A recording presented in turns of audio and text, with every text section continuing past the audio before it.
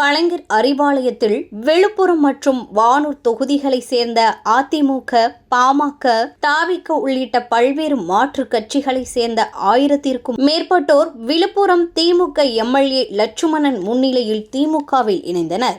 அப்போது மாற்றுக் கட்சியினருக்கு திமுக எம்எல்ஏ லட்சுமணன் திமுக கட்சி துண்டினை போட்டு வரவேற்று ஸ்டாலின் வெல்லட்டும், தமிழகம் தலைநிமிரட்டும் என்ற பாடலுக்கு திமுகவில் இணைந்தவர்கள் தலைக்கு மேல் திமுக கட்சி துண்டினை சுழற்றி மகிழ்ச்சியை வெளிப்படுத்தினர்.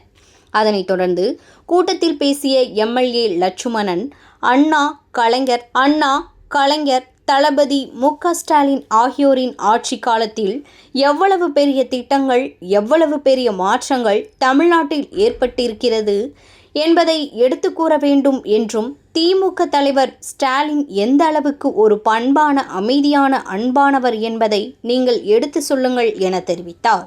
பாஜகவில் உள்ள மூத்த நிர்வாகிகள் ராஜாவிற்கு உடல்நிலை சரியில்லாமல் மருத்துவமனையில் அனுமதிக்கப்பட்டிருந்த போது பாஜகவில் இருந்து எந்த ஒரு தலைவரும் அவரை சென்று பார்க்கவில்லை.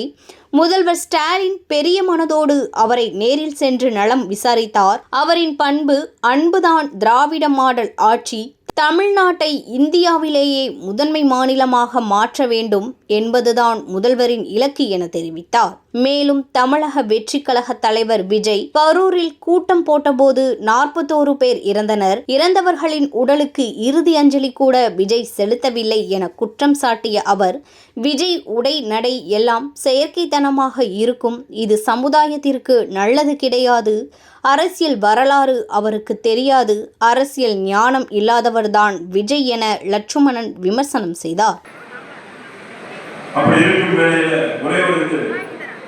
கிட்டத்தட்ட அந்த கரூரில் 41 குடும்பத்தில் இந்த 41 பேர் உயிரிழந்தார்கள். அவரை காப்பதற்காக வந்தவர் அந்த குடும்பத்திற்கு சென்று அவர்களுக்கு அந்த இறந்தவர்களுக்கு ஒரு இறுதி அஞ்சலி செலுத்த வேண்டும் என்ற எண்ணம் கூட கிடையாது.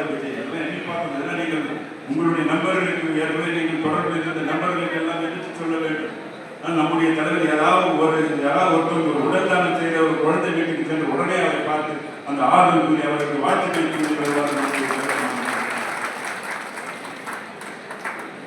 அதே என்னென்னமோ பேசிட்டு இருப்பாங்க விஜய். இப்ப நடந்து தஞ்சாவூர்ல பாத்தீங்கன்னா அரசியல் வரலாறே தெரியாது, ஏதோ பேசுறது எல்லாமே பாத்தீங்கன்னா ஏதோ ஒரு ஸ்கிரிப்ட் எழுதி கொடுத்துருப்பாங்க. நடை, உடை, பாவனம், பேச்சு எல்லாமே ஒரு செயற்கைத்தனமாக. விஜய் அரசியல் வந்தது ஒரு விபத்து, ஒரு விபரீதமானது. இது சமுதாயத்துக்கு நல்லது கிடையாது. அவருடைய செய்கின்ற அவருடைய பர்சனல் லைஃப், அதை தொடர்ந்து நடந்த சம்பவங்கள் எல்லாம் பார்த்துட்டு நம்ம போய் நாம் பேச தேவையில்லை. இருந்தாலும் கூட இதெல்லாம் நீங்கள் எண்ணி பார்க்க முடியும்.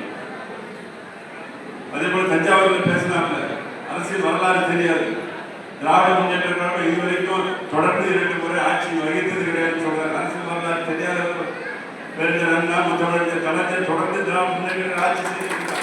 67, 73 அரசியல் ஞானம் இல்லாத விஜய் என்பதெல்லாம் இங்கே வந்திருக்கின்ற அந்த கட்சியிலிருந்து இங்கே வந்து இணைந்திருக்கின்ற நம்முடைய தம்பிமார்கள் எல்லாம் எடுத்துரைக்க வேண்டும்.